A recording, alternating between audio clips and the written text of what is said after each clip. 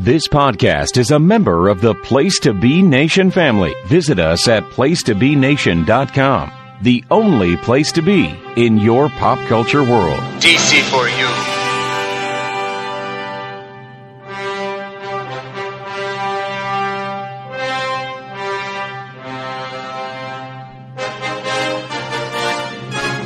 DC4U.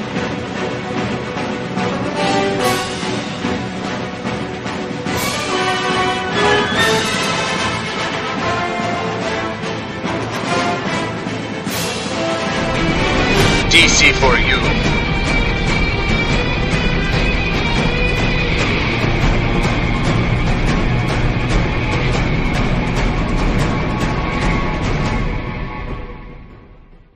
Place to Be Nation Pop, welcome back to the only all DC Comics podcast right here on the Pop feed, and that is DC4U. I am one of your hosts, Russell Sellers, and joining me, as always, is the other co-host of this show, the manager, the owner, Todd Weber. How's it going, Todd?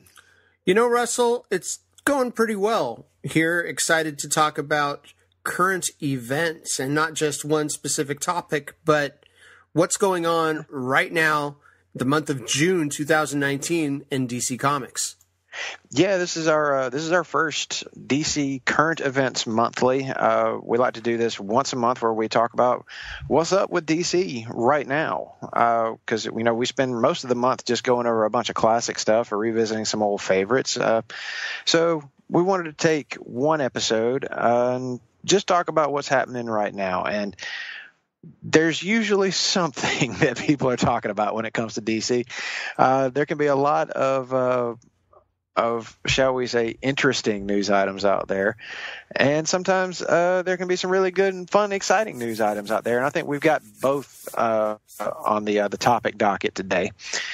Starting with, of course, I think probably the biggest news item of the month of June for DC Comics is that they have decided to retire the Vertigo Comics imprint, which has been around since, I believe, 1991. 1993. I just looked at it 1993. Okay. Some of those books, by a couple years. Some of the books predate Vertigo, like Sandman was folded into Vertigo, Swamp Thing, Constantine. Those were moved over when Vertigo was created. But yeah, the actual imprint started in 93. Yeah, it's been around for a while, and while I certainly have my favorites from the Vertigo line, such as Why the Last Man, 100 Bullets, more recently Sheriff of Babylon by Tom King and Mitch Gerrits. I think everybody's checked that out. Also, Sean Murphy's Punk Rock Jesus is an underrated masterpiece, I think.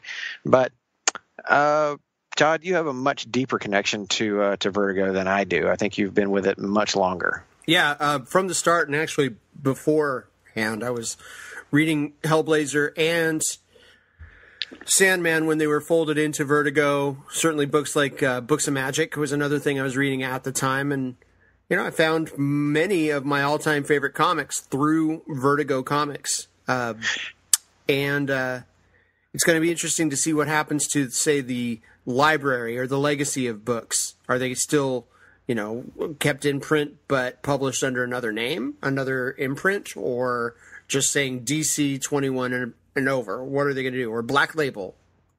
Yeah, the word on the street is that, and the word coming down from DC co-publisher Jim Lee, is that no current Vertigo titles are going to be canceled. In fact, they have big plans, according to him, for year 2, especially of the current Sandman Universe line of titles that are going. But they will be folded into DC's Black Label. So the titles will continue even if the Vertigo name doesn't.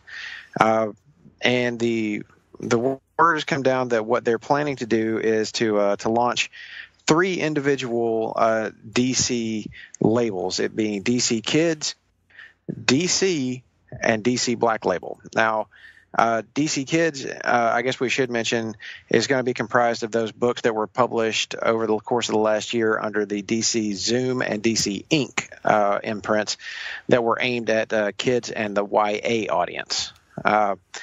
Now, those are just going to be folded under the same banner. Now, this Honestly, this is not necessarily a bad idea because what the intent here is to create a very clear rating system for these comics. Where DC Kids, that sounds pretty obvious. It's meant for like the 8 to 12 range, with DC being 13 and up, basically a PG-13 label, and DC Black Label specifically for adult fare. Now, sure, that's the, I guess, the positive side of it, and also that no current Vertigo titles are being canceled in any way. They're just being folded into Black Label.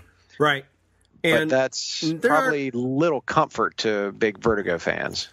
It's tough to say, though, because I feel like the imprint has been on the decline creatively for a long time.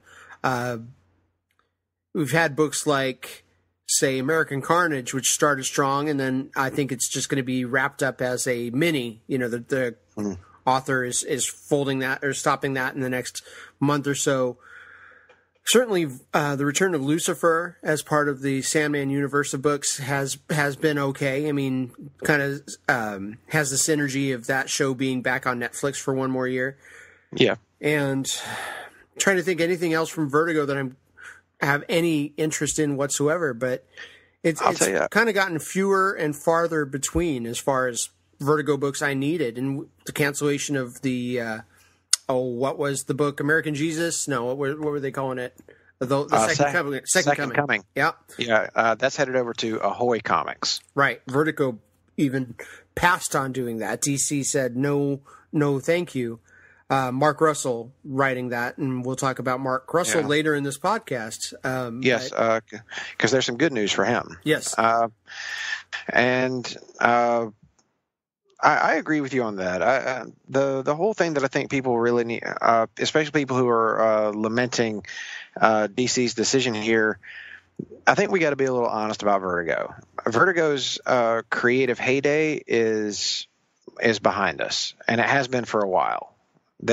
That's not to say there aren't good books to be found in Vertigo. I think American Carnage is actually one of the better books that's been published in the last like maybe decade. It's a great title. It is very good.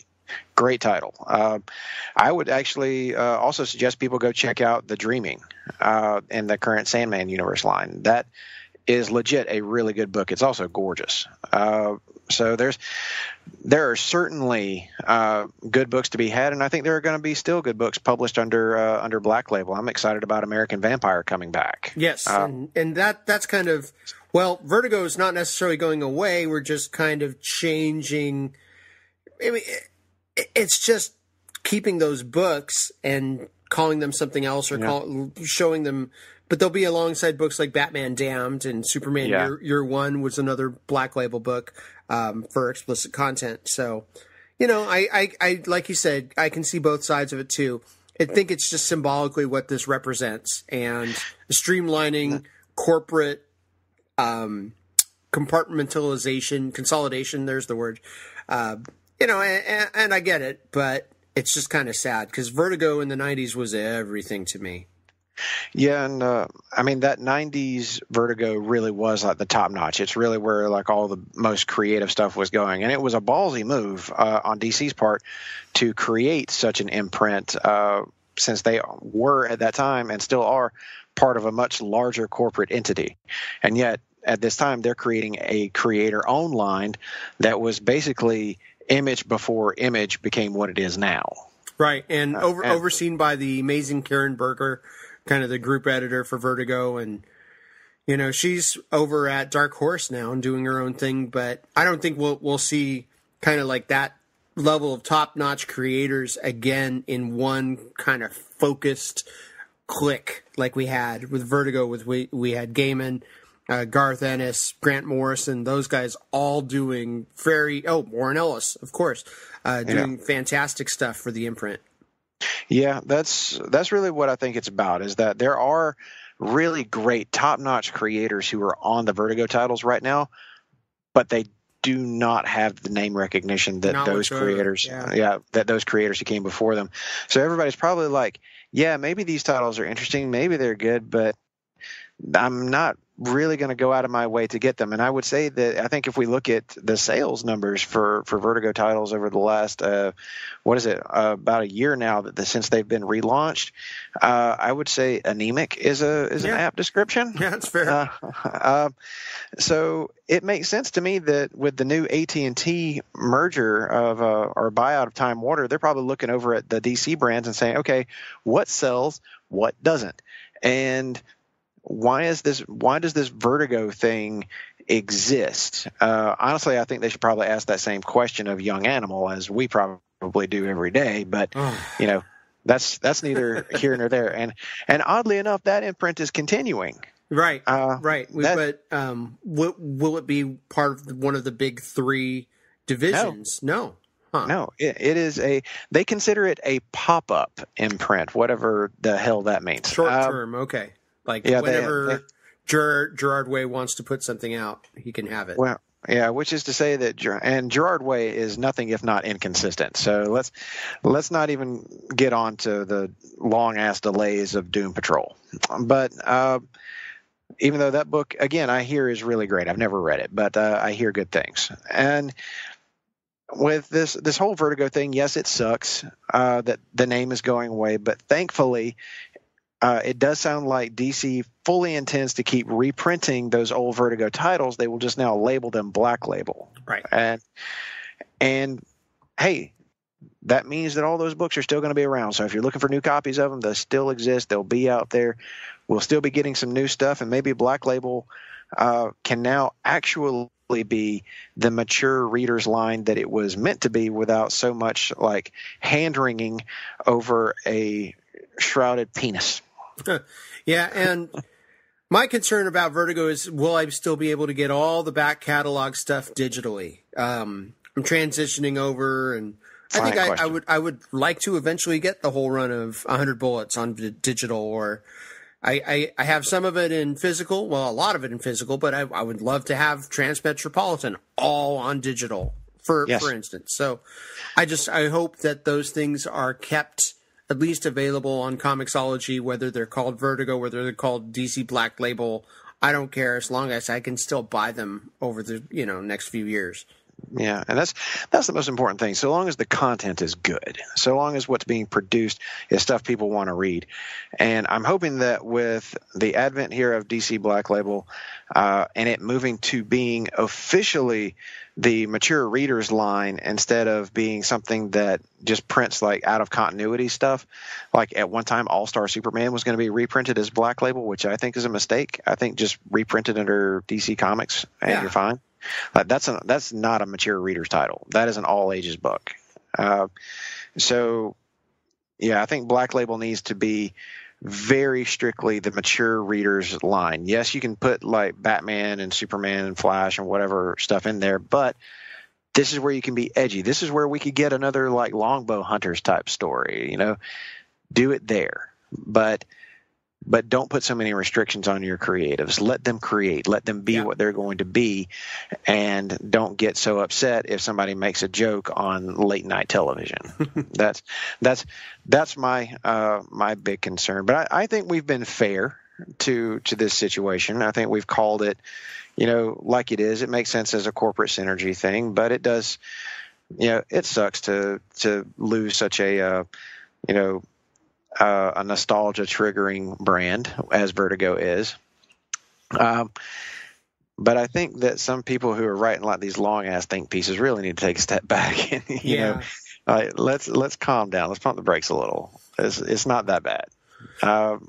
It's not. I'm not saying it's a great thing or like we should be all like rah rah yay DC's doing away with Vertigo. Not at all. Just maybe if they were actually doing away with Vertigo, as in all those books that you love, suddenly they're disowning them or something, then be upset. Yes. But moving on, we got other things we got to talk about before we get out of here. Yeah, some happier news, happier stuff. Yeah, hooray. Very happy news. I want to talk about a subject that's going to have Todd. What the hell? That's going to have Todd hooraying the hell out of this podcast, and that is the return of the Legion of Superheroes under the watchful pen of one Brian Michael Bendis.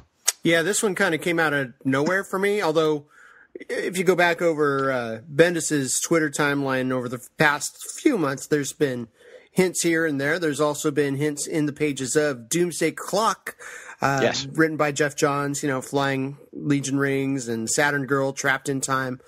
But to get a full-fledged return of the team that's been gone since, well, halfway through the New 52 era is a good thing. And Brian Michael Bendis, the highest profile creator DC's got right now, leading the way. I'm looking forward to it. Got some Ryan Sook designs for the characters out. We're going to see them later this summer and coming out of the pages of Superman and then right into their own book. I'm all for it. I think this is part of something called the Millennium. Yes. Still learning all the stuff involved, but hell, if it's involving the Legion, I'm going to buy it. Probably going to buy paper copies and digital copies. I'm that wanting to express my support for the project. Yep, and for those who are interested in the Legion's first official return in the Rebirth era, that's going to be in the pages of Superman number 15 on sale September 11th. So definitely be on the lookout for that one. I have no history with the Legion. I can't honestly say that I'm really excited about anything to do with the Legion of Superheroes because I've never really latched on to the concept. But with Brian Michael Bendis leading this and given the work that he's done so far in the Superman line and especially over in his Wonder Comics imprint, it's hard not to be excited. It's hard not to be, or at least curious what he's going to do. And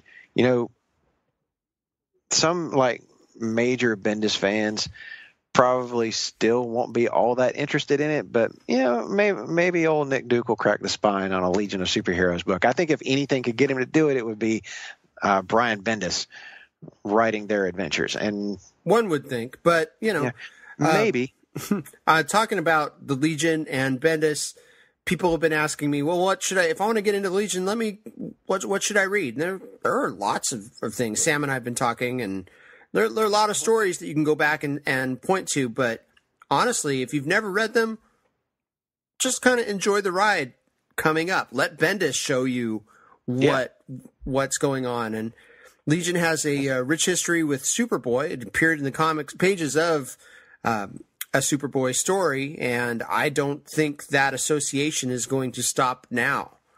No, I'm actually... And I said Superboy, not Superman. Yeah, not Superman, but Superboy. Do you think that maybe that's why John Kent was aged up by Brian Bendis? So that they could put him with the Legion? I think it makes a lot of sense, and hopefully that'll give John Kent fans a weekly or a monthly window to check him out in. Now that Super Sons 12-issue maxi series has come to an end. Yeah, I got to say that if John Kent is the front and center, if they do Superboy and the Legion of Superheroes in the 32nd, not 31st century as it used to be, I'm going to have a hard time not picking that book up because Brian Bendis writing John Kent, I am here for it. But speaking of Wonder Comics, before we move on to the other really big story, is there's a little story that happened that I think is worth mentioning. There were 2 6-issue miniseries, one for Dial H that was written by Sam Humphries, and I forget who's on art for that one, but there was also Wonder Twins by Mark Russell, and who was... Do you remember who the artist is on that book? I do not.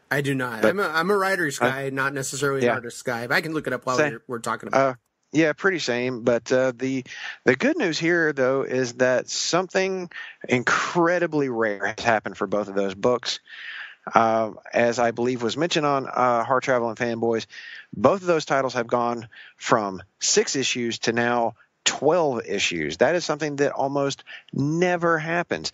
But sales and response to both books has been so strong that DC decided to extend their tenure. And I got to tell you, that's real promising for that Wonder Comics line, which has actually been real good since Bendis launched it. Yeah, I'm a tremendous fan. I'm picking up all the books save Dial H, but I probably will eventually get around to it, maybe when it pops up on DC Universe. But I'm reading Naomi, I'm reading Young Justice, and reading Wonder Twins. And the artist of Wonder Twins is a man named Stephen Byrne. Yes, that's right. He's good. He's real good. And then Joe Quinones is drawing Dial H with Sam Humphries. Yeah. So great books, man. This is one of the best things coming out of comics today is Wonder Comics. Yeah, that whole line that Brian Bendis has been shepherding, I highly recommend it. I have loved Naomi, that he's co-writing with David Walker, and that Jamal Campbell is just killing it on beautifully drawn. My God, I am so excited about him doing Action Comics covers coming up. I so hope he gets to do some interiors. I want him on Superman real bad. His work on Naomi is just like eye popping. It is so good. One of DC's absolute best books right now. And it's interesting how they're doing that one in like 6-issue miniseries increments. So. Interesting decision there, but good stuff. Trade paperback sized increments. Yep, that is exactly right. It is definitely it's made for the trade, but at the same time, I've really loved reading it month to month. It has flowed, and it is every one of Bendis's strengths rolled into like one book. He is knocking it out of the park with this, and I got real Ultimate Spider-Man vibes from it. But that being said, some good news on the front of Wonder Comics. Brian Bendis should be commended for what he's done there. And all you listeners, go check you out some Wonder Comics. It's good stuff, especially Young Justice and Naomi. Those are outstanding books. But moving on to our last real big story for the month of June. Another very popular, very absent super team is making their big return in the pages of Justice League by Scott Snyder, and that is, of course, the Justice Society of America. They are finally coming back after being reintroduced in the pages of Doomsday Clock by Jeff Johns and Gary Frank. Now Scott Snyder is going to take that baton and run with it and reintroduce not just the team, but their history with the DC Universe back into continuity. Todd, your reaction? Yeah, I'm a big JSA guy, going back all the way to All-Star Squadron, featuring the JSA in the early 80s. And this is good news. Scott Snyder, who knows how involved he will be over the course of the run, but letting him introduce the concept here in Justice League, which has been very strong for a whole year of twice monthly shipped issues. Yes. And following up through that, it felt like we were kind of waiting for them to get the okay from Doomsday Clock, Jeff Johns saying, here they are. We're going to mention them and show them. And now the floodgates have opened. We can use these classic legacy characters, and not the rebooted versions that Tom Taylor did in New 52's Earth 2 book, but the classic post-crisis versions we saw, that we know and love. The Jay Garrick Flash, the Alan Scott Green Lantern, the heroes of World War II.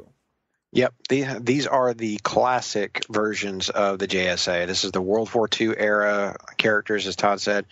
I am not a huge JSA guy. I certainly appreciate them whenever they're there. I view them very much as like those elder statesman type characters that kind of serve more as example of how to be rather than like necessarily adventures that I'm all that interested in reading. Although I got to give Jeff Johns a lot of credit. His run on JSA was killer. Yeah, absolutely. That's kind of the peak for me too. Yeah, I love that. And I'm excited about them coming back because, as you said, Justice League, it's been real good. They've hooked me. At first, this whole totality thing they were doing was real heady and kind of out there, very much like Dark Knight's Metal. Right. And as it was flowing along, I was like, man, this could get real confusing. You're going to have to read this all in a single sitting in order to keep up with everything that's happening. but it seems like Snyder's kind of settled in now. Like he's settled all that down, and with this most recent the Sixth Dimension story that they just wrapped up, it all really gelled for me then. Like it really coalesced, and I was like, okay, now I'm fully in. Now I got you. I got exactly where you're going with this. And the most recent issue, I believe, is 26, that kind of gets us deeper into the whole like Year of the Villain lead up with Lex Luthor doing his whole offer thing. I'm so in. I love this because he's got Martian Manhunter doing his whole like detective thing, like very very noir detective shtick. I'm in. Like, give me that. But the JSA is going to reappear in Justice League 31 by Scott Snyder and artist Francis Manapul, who is one of my all-time favorites.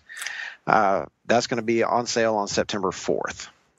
Yeah, looking forward to kind of clearing through the summer and seeing where the fall takes us with JSA's return in the hands of Snyder and Manapul. And just think how Francis Manapul is going to draw Jay Garrick Flash. That's going to be good stuff. Oh, give me that book. You know what? Give me a JSA ongoing drawn by Francis Manapul. And yeah, I'm going to not be able to say no to that. I just hope that they give it to a really good writer. I don't think like Scott Snyder shouldn't take that on. He should just reintroduce them, but keep him on Justice League. I know exactly who should take that book on. James Tynion IV. Ah, it's a very good choice. Yeah, I think especially if Snyder's going to be with Justice League for a while. Tynion's so good with team books, and we see it in Justice League Dark, and we saw it before in his detective run where he had the Bat Team. Yes. Yeah, but that's a great suggestion, Russell. That would be a killer creative team, and not that I would necessarily want to just straight up retire Justice League Dark, but yeah, I kind of would, because I'd like to see those characters folded over into a Black Label book. Yeah. I mean, I don't know how the book sells. Both Justice League Dark and Justice League Odyssey, I'm very, very behind on. I am mostly current on both of these books. Yeah, I am current on both of these books. Odyssey changed writers over to Dan Abnett, and he's doing a pretty good job over there, I would say, because he's a good cosmic guy, so he certainly gets how to write that. Justice League Dark is far and away the stronger of the two. It's a much more interesting character study, and as you said, Tynion is just so good with groups, with teams, and he's doing a really good job here. But I look at both of these books as like finite titles, ones that probably shouldn't just keep going. We should find an ending point for them somewhere soon. Like, we should just go ahead and get them to the big crossover with Justice League, cancel both of those titles, and then launch us an ongoing JSA book with a killer creative team. That's what we really need. Yeah, I can get behind that. For me, it feels like they've been really pushing and trying to keep alive this Justice League Dark franchise for the hope of a live-action movie that may or may not come now with the Swamp Thing on DC Universe being canceled, that TV show that was rumored to be leading into a Justice League Dark TV concept. Yeah, and I can't tell you just how heartbreaking that is, not just for the fans, but for all the people that were involved working on that show, because it seemed like everyone was very passionate about it, and it sucks that things happen the way they did, that certain people seem to be rooting for that show to fail right from the jump. And hopefully with the fan and critic response to the show being so positive, they'll think better of it sometime down the road and maybe give it another shot. That would be the best case scenario. But I'm sure we'll be talking a little bit more about the Swamp Thing TV show in later episodes. I have a feeling we will be talking about it. But anyway, before we get out of here, we've mentioned a few titles that we've been reading with the big guns, with Justice League and a few others. So Todd, before we get out of here, let's tell the folks what else we reading. What's really doing it for you from DC in the month of June? So things that I have been reading. The previously mentioned Naomi is the top of my reading list. I am fully current on that. Wonder Twins, I am about 2 months behind on, but I'm still subscribe to it digitally and picking it up. Shazam has been top notch, but it's starting to hit the delays. Yeah. Doldrums. And then another book that I want to spend a little bit more time talking about is DC Deceased by writer Tom Taylor. I don't recall the artist's name as usual, but the art has not been the reason I'm picking it up, although it's been fine. Taylor's writing and the kind of Elseworlds concept of, it's not zombies, but introducing this virus into the populace of Earth, shared by social media. You look at this image and it's connected to the anti-life equation, and you become kind of a host. And it's been a fantastic story. And of course, being a Elseworlds / alternate continuity type story, anything can happen. And believe me, after 2 issues, anything has happened. There's some pretty crazy stuff, but it's nice because it kind of takes off right after the formation of the Scott Snyder era Justice League and goes from there. So it's a point in time, but then going to this alternate timeline. It's fantastic. If you had told me that I'd be into a DC zombie book a little while ago, it's ha ha ha. But this is really good, and Tom Taylor, I think, is a writer you're going to see do even more high-profile projects down the line. There's only 2 issues out so far, so it's easy to jump onto. They're fairly quick reads, 10, 15 minutes each. I would highly, highly recommend. This has been some of the most entertaining comics I've read in a long time. You know, I picked up the first issue of that, thought it was real good. I am also a fan of Tom Taylor doing his own thing, like doing his own like alternate spins on the DC universe. I really liked his Injustice run, so yeah, I'll be looking forward to that one. Hopefully, it's going to hit the DC Universe app because I wasn't able to expand my pull list anymore. But still, good stuff from him, and I think that he's about due for some more mainstream DC work, something a much higher profile. Yes. But how about you? What have you been reading, dude? I would say that there are a couple books that have continued to keep my interest. Among them, Hawkman, I think, is one of the absolute best DC books out there right now. Everybody should be checking that out because it's the first trade should be out now. Yeah, first couple trades should be coming down the pipe. That's by Robert Venditti and artist Brian Hitch. It is the book that made me realize that Hawkman can be a really great and fun character. I think of that book as Hawkman Rebirth, just like what Jeff Johns did for Green Lantern. I feel like Robert Venditti just did it for Hawkman. And go ahead.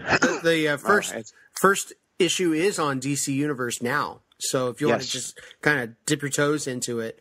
I read the first 6, and then I've been collecting them. I had to kind of hunt down a few, but I'm still getting it on my pull list. And beautiful book. I love how they're interweaving the tale of the previous incarnations of Qatar Hol into DC continuity, such as Krypton. Yeah, they're introducing new concepts while fully embracing pretty much every version of Hawkman's past. I think it's brilliant. It's so well done. And the other main book, or the other big book that I would certainly suggest people go try out, especially right now, is The Flash from Josh Williamson and current artist Howard Porter. Howard Porter, of course, being a classic Flash artist.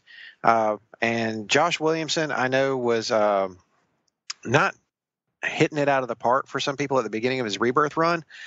But ever since the Flash War, this guy has just been killing it. He is knocking one great story arc out after another. And currently, we're getting a Flash Year 1 story where he's telling the origin of Barry Allen for the modern age, which is something that hasn't actually been done. So this is a really fun read. I'm loving the depth of story that he's adding to Barry Allen's past. I especially love seeing Barry go through all the various incarnations of the Flash suit while he's trying to figure it out and perfect it. That's just some good stuff, and the Howard Porter art is jaw-dropping good. So That would be a big recommendation. And just on a side note, it's an event book, so it might be a little harder to just jump in and access it. But Brian Bendis's event Leviathan kicked off in a big bad way, and I could not be more in on what he's doing here. It's not the typical DC superhero event. This is very much a noir style mystery involving all of DC's best detectives, and Bendis writes the hell out of that first issue. Some of the best dialogue he's done to date. Feels like a return to some of his old Daredevil days. So go get you some event Leviathan. Go get the Action Comics run leading up to it. My God, do yourself a favor and read that book. It doesn't miss. So those are the ones I can't recommend enough. Excellent. Okay, so I was gonna, you stole my thunder, or you at least answered the question I was going to ask, which is, well, if I want to just jump into Leviathan, can I do it? Do I pick up the preview special that was $10 a couple weeks ago, or do I just get event Leviathan? So I would think, looking at the preview special, I would do that, even though it has some side stories that aren't necessarily connected to the event. It's got the Greg Rucka, Lois Lane story, the Matt Fraction. It is into the Leviathan too. Actually, all of the ones in the special are. So they're using these titles to kind of flesh out that event, it sounds like. Yeah, the Jimmy Olsen and Lois Lane books that are coming up, they're going to be used to kind of flesh out some angles from Event Leviathan, but maybe not necessarily tied directly into it. So it's more or less, you can read these books if you really want to, but you don't have to in order to just go on with Event Leviathan, because they're not direct tie-ins.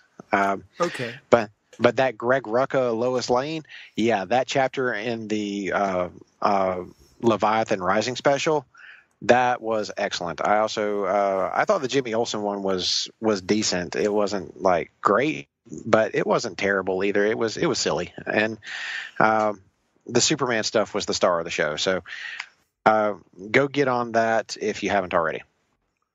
Cool. Well, I think we've kind of covered what we wanted to talk about here in June 2019.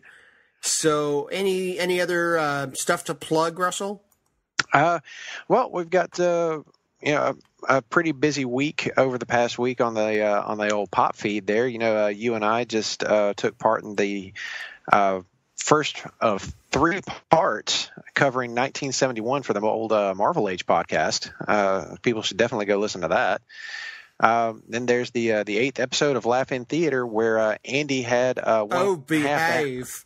Yes, he had one half the Hard Traveling Fanboys, Greg Phillips, on to watch what I think is one of the funniest movies of all time, Austin Powers' International Man of Mystery. Excuse me, the Hard Traveling Fanboys, speaking of them, they got another theme month going on, just like I think we're going to here pretty soon. As X-Men month, or X month, continues. They just did a review of the infamous X-Men The Last Stand. So is it better than Dark Phoenix? Is it really as bad as you remember? Well, maybe. You'll just have to listen and find out. Excuse me again. And, of course, Jennifer Smith, she's back with a new episode of Freak Out Drive-In, welcoming Scott Criscolo back to the show. They watched that 2016 hit clown horror movie. No, not it. Terrifier. Don't be worried. I haven't heard of that one either, but I'm sure it's. How can it be a hit movie if neither of us have ever heard of it? Well, there were quotation marks there, but you can't see those. All right. But then there's a new episode of the NBA team, Adam Murray and Andrew Reich, back to reflect on what has been quite the last week in NBA land. But I'm pretty sure the NBA is done for the season now. Yeah, but we're talking free agency and the draft and stuff like that. So yeah, they are kind of doing the time between seasons here. I gotcha. And then there's a brand new PTBN Pop special with Andy Atherton, Scott Criscolo, D'Amato, and you. Yes. You guys got together to discuss the old PTBN's Greatest Song of the 80s tournament, which has officially started. It has. You have to get in and go to Facebook, like PTBN's Greatest Song of the 80s tournament, and then you will have those pop up in your feed. 6 matchups per day. We've already had a few move on to the second round. Welcome to the jungle among them. So get in, get your voice heard, click on your favorites, and be a part of this tournament. This is a long tournament, so we're going to really fight it out and find what the best song of the 80s is. It's been a lot of fun, and that podcast we talked about, the different brackets, was a lot of fun too. Had some 80s music historians and myself were on there, so it's pretty good. Over on the Place to Be Nation wrestling feed, the newest episode of Main Event featured Scott Criscolo, Nate Milton, Steve Lilly recapping NJPW's Dominion, looking ahead to the G1 Climax, which kicks off very soon in Dallas, and then they're talking about the All Elite Wrestling's TV deal with Turner, TNT. On Place to Be Podcast, Justin Scott and Steve Bennett are back inside the home office for a dive into the 9/30/89. That's September 1989. I was in college, Madison Square Garden house show. Todd is our old. Yeah. After 6 months, we had a episode of the Adams Division Hockey Podcast on the wrestling feed. How about that? Also, in the 9th episode of Row 1, Seat 1, Ben welcomed Action Wrestling Champion AC Mack to the podcast. AC Mack gearing up for the SCI Invitational. I guess that was redundant, huh? Invitational.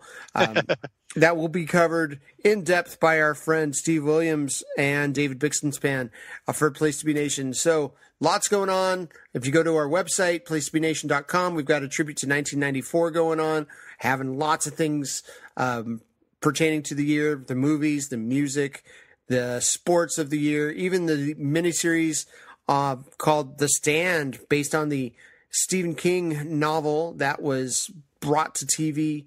Little controversially, yeah. It was kind of toned down for television, not as graphic as the book. We also had the Excellent Network Adventure, talking about ECW One Night Stand 2006. All right.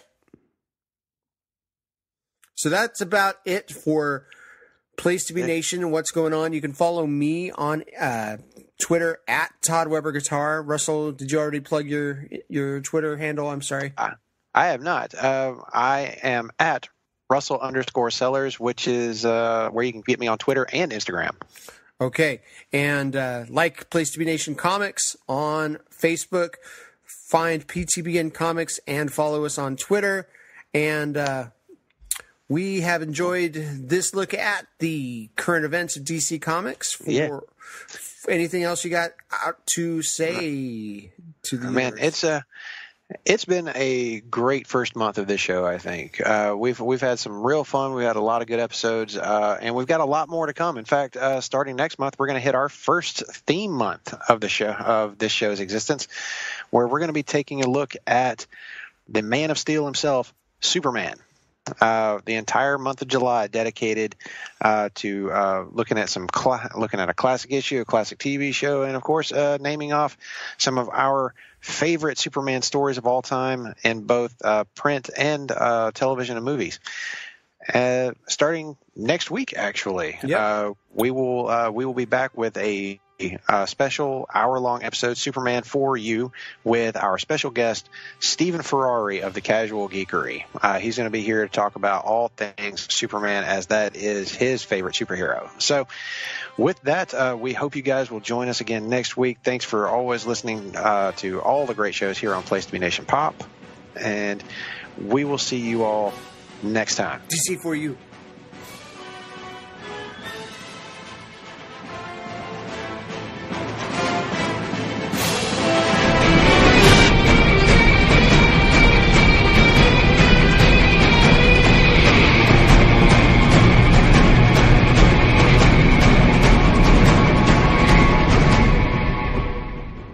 DC4U. Promotional consideration paid for by the following. PlayStation Nation's JT Rosero and Chad Campbell here. We want to let you know that we have over 24 podcasts available on iTunes, Stitcher, Google Play, and PlayStation.com. We now offer them to you on 2 great feeds. On the PlayStation Wrestling feed, we dive into topics running the gamut from today's WWE to the glory days of yesteryear and the ins and outs of the territory days. In addition to our full-length shows, we also deliver to you special pod blasts on topics old and new. The Place to Be Nation Pop feed is a veritable treasure trove of great content. Offer tremendous shows covering the land of movies, television, life, comics, and sports, brought to you by the most knowledgeable and insightful folks in the podcast world. You can find all these great shows, plus archives of our past podcasts from over the past 8 years as well by subscribing to both feeds on iTunes. And while you're there, be sure to rate and leave feedback as well. All of these shows, plus others, available on PlayStationNation.com, where we cover pro wrestling, sports, movies, comics, plus in-depth search projects, and much more. Be sure to support our site by using www.PlayStationNation.com/Amazon when doing your online shopping. And we want to thank our friends at Boneheads, Wing Bar, ProWrestlingOnly.com, and TheHistoryOfWrestling.com as well. Be sure to follow us on Facebook, Twitter, Instagram, and Tumblr. PlayStation.com, the only place to be in your pop